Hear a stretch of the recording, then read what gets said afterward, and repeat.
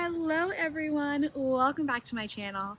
Today we are doing a different type of video that I've been wanting to do for a really long time, but I just have not had the chance to do it. Now that I'm out of school, I have time to focus, and we're going to be calling this series Snape, Slander, Sunday, in which I will be analyzing the Harry Potter books and going through them with you.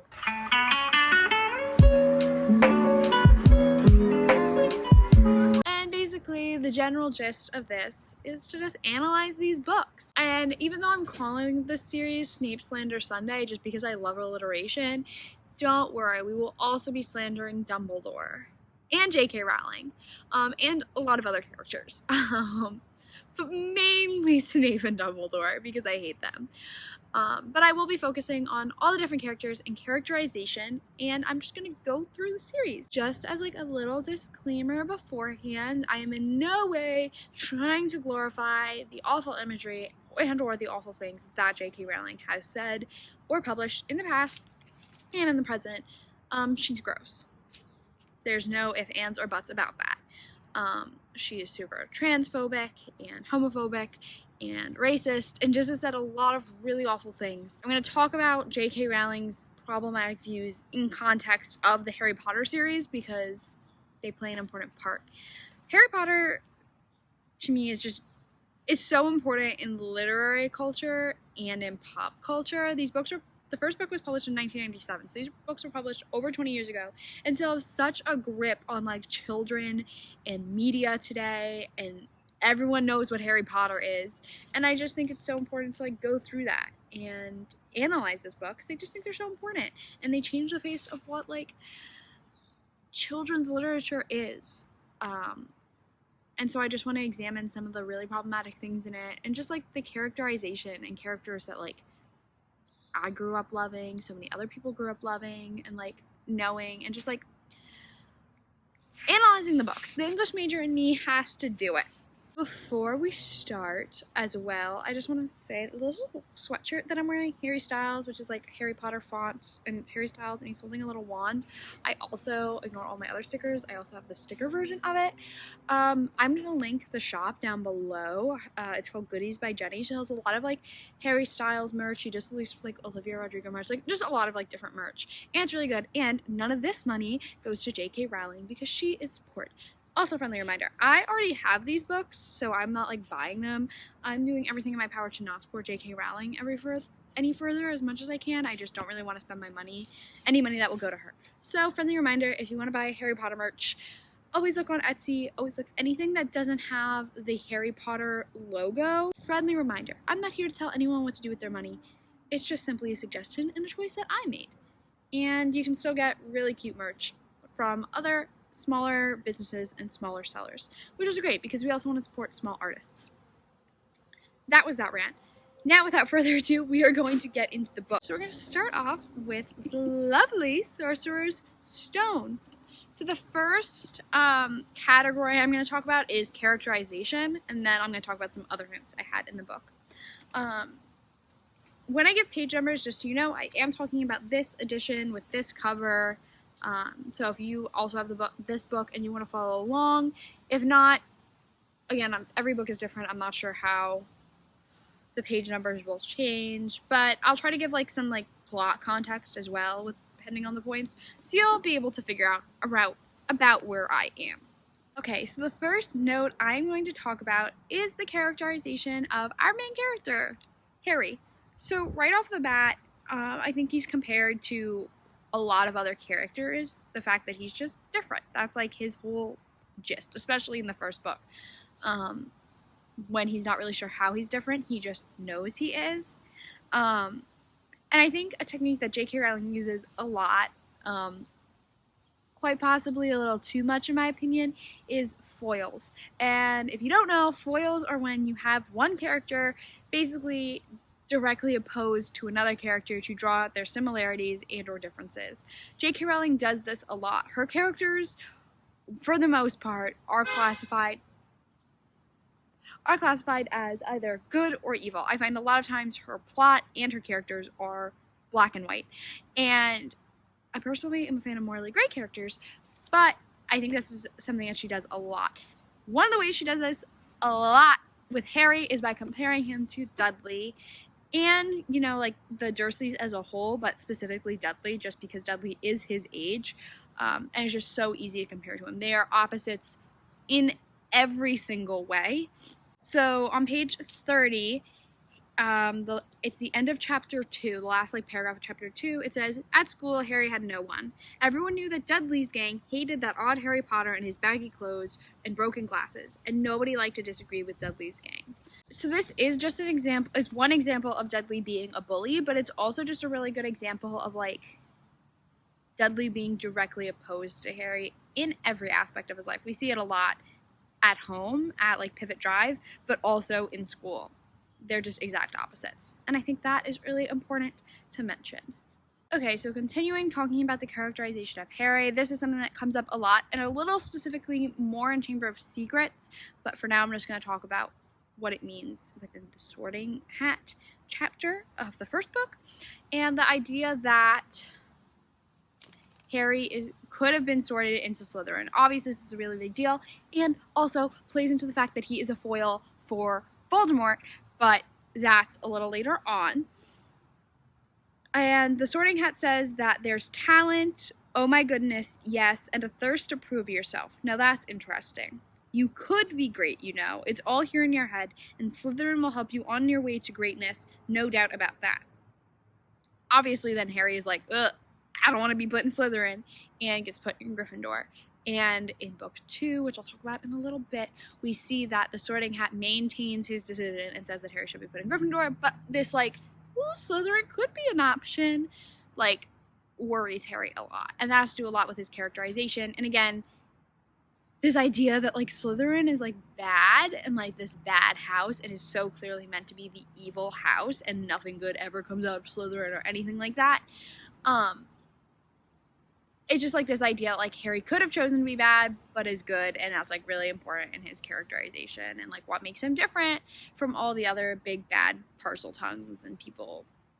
On page 209, this is chapter 12, we do see what Harry's, motivator is throughout the series, and what motivates him as far as book 1 goes is his family. This is when he finds the Mirror of Arise and is just, encaptured by them, and it says he had a powerful kind of ache inside him, half joy, half terrible sadness. This is really sad, right? Obviously, because his family's dead, and this is all he desires and all he wants. What he wants is a family, which just plays into the found family trope that he gets at Hogwarts, which I think is really sweet. But you can see in book 1, he still is very focused on his biological family, which is still important to him, obviously, especially because he literally was abused by the other half of his biological family, which is why we hate Dumbledore. Anyway, I think that's it for the Harry characterization, which I know it sounds a little bit, but I feel those are the most important points about his character in the first book. Next, we're gonna go to Hermione. I don't have much about Hermione, but I have been taking great care in her self-insert character, and also her physical appearance. So J.K. Rowling has said in an interview before, I'm pretty sure I found the actual source, but I'm not really sure. I'm pretty sure she has said it in multiple interviews, that Hermione is her self-insert character. It's the character that reminds her most of herself, that she thinks is basically a reflection of who she was as a younger person. And obviously, if you know anything about the Harry Potter controversy, Hermione's race is something that is literally always up for debate. Because J.K. Rowling has come out and said that she always envisioned Hermione as black. I have no problem with Hermione being black. I think that's great. I just think J.K. Rowling was trying to save her ass and never envisioned Hermione as a person of color. Especially if it's your self-insert character. Your self-insert character generally tends to look something like you and be something like you. Not just personality-wise. But I digress. This book, one of the main points I have for her is that the only way she is physically described in this book is she had a bossy sort of voice, lots of bushy brown hair, and rather large front teeth. Her teeth are just always up for conversation in this book, and I don't like it. But that's like a different thing. She doesn't like, she loves Hermione, but she also like hates her guts, and it's very confusing. And I guess it's yourself into her character. I guess we're reflecting on her self-esteem. She seems to love Hermione, and as the book progresses, she gives her a really powerful like arc and like makes her, is that a bug on my head? She like makes her like a lot more of a likable character. But when the book started, she's not a likable character. She's kind of annoying and bossy. And yeah, again, I'm just trying to like talk about this book, but it's hard because like I know what happens in the future. So I'm like, and also, but that's like the only mention of her physical appearance in this book. Okay, so now we have Neville. I also think Neville is another foil to Harry, or is a character that is very much so meant to be compared to Harry, especially because we find out in the later books that Neville could have been the other chosen one. He had all the potential to also be talked about in the prophecy. And I think a lot of times Neville is portrayed in the books as like a bumbling idiot, which I literally hate. A babbling, bumbling band of baboons. Try saying that 5 times faster. Now, to dance is to let the body... And like he is always very like insecure, and I like feel bad for him. I literally love Neville so much. Anyway, he says in chapter 13, page 218, that there's no need to tell me I'm not brave enough to be in Gryffindor. Malfoy's already done that. In the first book, we get he's being bullied by Malfoy, like a crap ton. He has a really awful life, as we find out later, but like you can already tell from this book, like him and his grandmother are like not besties, and like, you know, he just feels like his self-esteem is just so low, and he just doesn't feel like he belongs in Gryffindor. Similar to Harry, but for very different reasons. Neville thinks he's very like cowardly, which you find out later he's actually not cowardly, which I'm just gonna like jump to that point. On page 243, on page 243 is the beginning of chapter 15. Harry and Hermione have just basically sneaked Norbert out of the castle, and they got caught by Professor McGonagall, and Neville, so Malfoy had found out, Neville knew that Malfoy found out, and was trying to warn him that McGonagall was going to, like, get them. McGonagall doesn't believe the story, but still catches them all, and gets Neville in trouble as well. And McGonagall says, it doesn't take a genius to work it out. You fed Draco Malfoy some cock and bull story about a dragon, trying to get him out of bed and into trouble. I've already caught him, and I suppose you think it's funny that Longbottom here heard the story and believed it too. Harry caught Neville's eye and tried to tell him without words this wasn't true, because Neville was looking stunned and hurt. Okay. Poor blundering Neville. Harry knew what it must have cost him to try to find them in the dark to warn them. Which is really sad, because Neville did something super brave and super great for his friends, which is, again, establishes the fact that he belongs in Gryffindor so much, yet it, like, still somehow, like, furthers this, like, self-esteem issue, and for him, now he thinks that his friends have betrayed him, which is literally so sad, and it breaks my little heart. And my last note about Neville comes on page 273, and so, like, earlier in the story, they had told, like, Neville that he needs to stand up to Malfoy, and then when Neville does try to stand up to him to make sure they don't try to go find the Philosopher's Stone, Ron says, Neville, get away from that hole and don't be an idiot. Don't call me an idiot, said Neville. I don't think you should be breaking any more rules, and you were the one who told me to stand up to people. He took a step forward, and Neville dropped Trevor the Toad, who leapt out of sight. So again, we see him being super, super brave and dropping Trevor, which is very important to him. He always, like, throughout the book, you just see him trying to find Trevor and trying not to lose Trevor. And at this point, he doesn't care. He cares more about his friends because he's a true Gryffindor and he's super brave. And there's not much, like, analysis that needs to go down there, but I just think it's important, and I won't take any Neville slander at this point in the series, or ever, I don't think. I'm going to flip back to the beginning of the book. We're on chapter 7, page 125, and we're going to talk about Mr. Seamus Finnegan, and the iconic line from the movies, but also in the book. I'm half and half, said Seamus. Me dad's a muggle. Mum didn't tell him she was a witch till after they were married. Bit of a nasty shock for him. It's, like, slightly different in the movie, but, like, you know the gist. I'm half and half. Me dad's a muggle. Mum's a witch. Bit of a nasty shock for him when he found out. Here's the thing. So Seamus Finnegan is Irish, obviously. And as the Irish character, he has the most Irish name known to man. Something we see with other characters who are just, like, not British. Obviously, we see this with Cho Chang later in the books. Parvati Patil. You just see it happen. It's, like, a thing that she, like, likes to do for some reason. Characters who are minorities, which, like, obviously, like, in America, I never really thought of, like, Irish being a minority in, like, modern day America, because there isn't, like, anti-Irish sentiment anymore in America. That was, like, a thing that happened primarily when they just emigrated. That's not really a thing now. It's just like, oh, you're Irish, cool. But, like, in the context of Britain, that's still, like, a thing. Like, Ireland and Britain fought heavily into the 80s.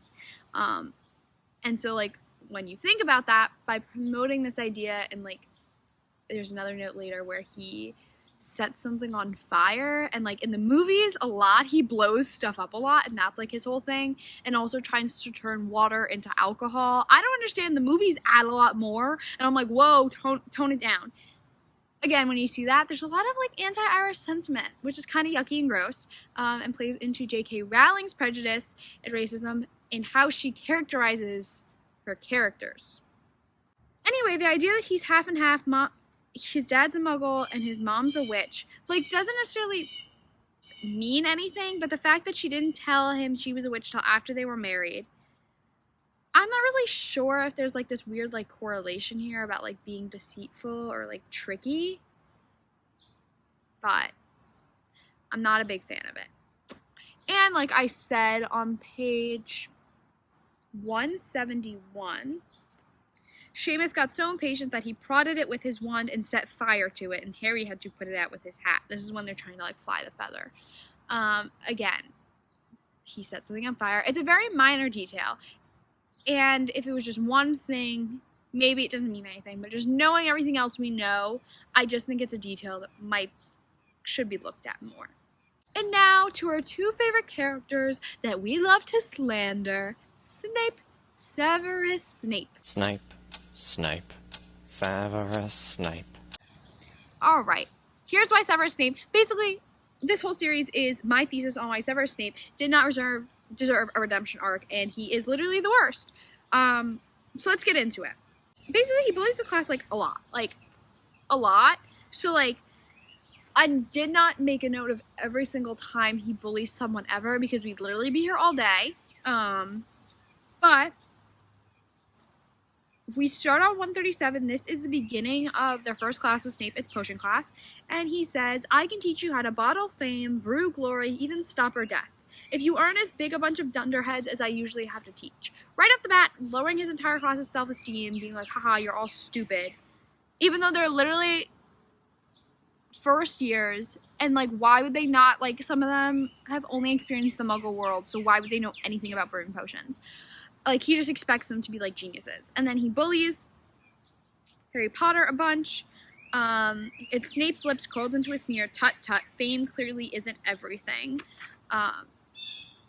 He just likes to bully Harry because of his childhood trauma, and he was, like, hurt, which we'll get into a little bit later. And page 139, Neville spilled the potion and, like, hurt himself. And he says, idiot boy, snarled Snape. I suppose you added the porcupine clothes before taking the cauldron off the fire. Neville is one of Snape's main targets besides Harry, and again, we see this a little later, and I believe it's in Prisoner of Azkaban. I haven't gotten there, where, like, Snape is literally Neville's boggart and his greatest fear. But I'm not gonna fully talk about that right now. Anyway, he said, you, Potter, why didn't you tell him not to add the clothes? Thought he'd make you look good if you got it wrong, did you? Like, and this is the thing, he literally just makes up, like, rules just to get Harry in trouble for funsies. Like, sir, it's your responsibility to teach the kids and keep them safe. You should have been watching Neville, not Harry. It's not Harry's job. And, like, this is stuff we know. And, again, I just don't understand why we're going to make Snape out to be this big bad villain when he's, like, actually, like, a softie on the inside. He's literally not. He's literally not. Harry won the Quidditch game, and Snape spat bitterly on the ground. He's literally just, like, mad. Literally just mad. Because, as Harry acknowledges himself, He'd really done something to be proud of now. Now no one could say he was just a famous name anymore. No, this is a thing that a lot of kids have been bullying him about, namely Malfoy. But who else said that clearly fame isn't anything? Severus Snape. One of the reasons for like why Harry feels like he has to prove himself for just merely existing. And having family and like being part of something that he literally didn't ask for because he was a baby when this was all thrown on him. Whatever. Anyway, we flip to page 289, where it's revealed that Snape was not in fact sabotaging the game. Quirrell reveals that Snape was trying to save him. And Quirrell says, of course, why do you think you want to referee your next match? He was trying to make sure I didn't do it again. To like hurt Harry again. And like, this is supposed to be the part where J.K. Rowling's like, see, like, maybe you should be thinking that he's a good guy. No, Snape is literally doing the bare minimum. Literally the bare minimum. Like, being responsible for the student safety of the school you teach at? Yeah, that's kind of like your job description. Like, you shouldn't be praised for this. Also, like, obviously I know he's, like, undercover and, like, can't, like, expose him, even though Dumbledore knows everything that's going on, which is a whole nother Dumbledore slander moment. But, like, why don't you just, like, I don't know, do like, just, like, report him, or, like, maybe don't let him teach at the school, like, fire him for literally anything else, because he's, like, a weird guy, and he's, like, a weird teacher. Whatever. Okay. And so then we hear on page 300, Snape's tragic backstory. This is a conversation between Dumbledore and Harry. Dumbledore says, your father did something Snape could never forgive. What? He saved his life. What? Yes, said Dumbledore dreamily. Funny the ways people's minds work, isn't it? Professor Snape couldn't bear being in your father's debt. I do believe he worked so hard to protect you this year because he felt that would make him and your father even, that he could go back to hating your father's memory in peace. Bro, like, what? Like, wow, you did a nice thing, but I don't like you. Instead of maybe thinking that, like, everyone's out to get me and, like, furthering my massive victim complex, why don't I just, like, change my point of view and move on with my life and then just, like, do my job and protect students just because I should and not because, like, I am repaying a debt to a literally dead man. Anyway, he's dead. Dumbledore putting students in danger constantly. We already know that Dumbledore fought against McGonagall's wisdom, and I don't want McGonagall slander because she's one of the best characters in the series. With McGonagall, like, McGonagall's like, wait, why are you putting him here? And Dumbledore's like, no, trust me, it's okay. Even though he knew Harry was being abused, he literally addressed letters to Harry living under a closet. He knew Harry was living under a closet and knew the torture that the Dursleys were putting him through, but justified it. With like this what doesn't kill you makes you stronger type deal, which is really so stupid. Ron says, do you think he meant to do it, sending your father's cloak and everything? Talking about Dumbledore giving Harry the cloak.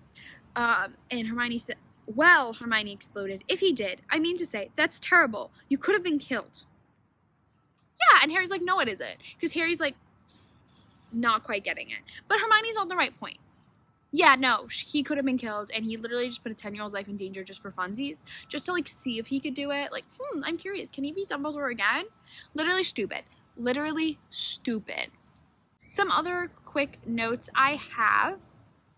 So, on page 53, this is going to go into the wizard prejudice and the wizard racism. This is a lot more heavy in book 2, but we still obviously get hints of it at book 1. So something I want to mention, also on page 53, we hear about Petunia being like, calling wizards freaks, and that they were proud of having a witch in the family and how she was all bitter. And I think it's really interesting that, like, the Muggle world is basically the inverted wizarding world, that for Muggles, having wizards are freaks, but for wizards, having, like, a Muggle or, like, a squib in the family is, like, freakish and weird.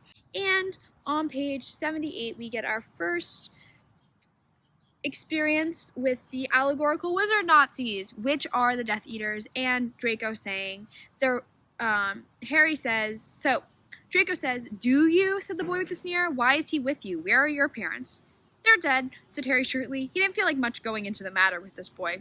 Here's the sass queen, we know this. Oh, sorry, said the other, not sounding sorry at all. But they were our kind, weren't they? They were a witch and wizard, if that's what you mean. I really don't think they should let the other sword in, do you? They're just not the same.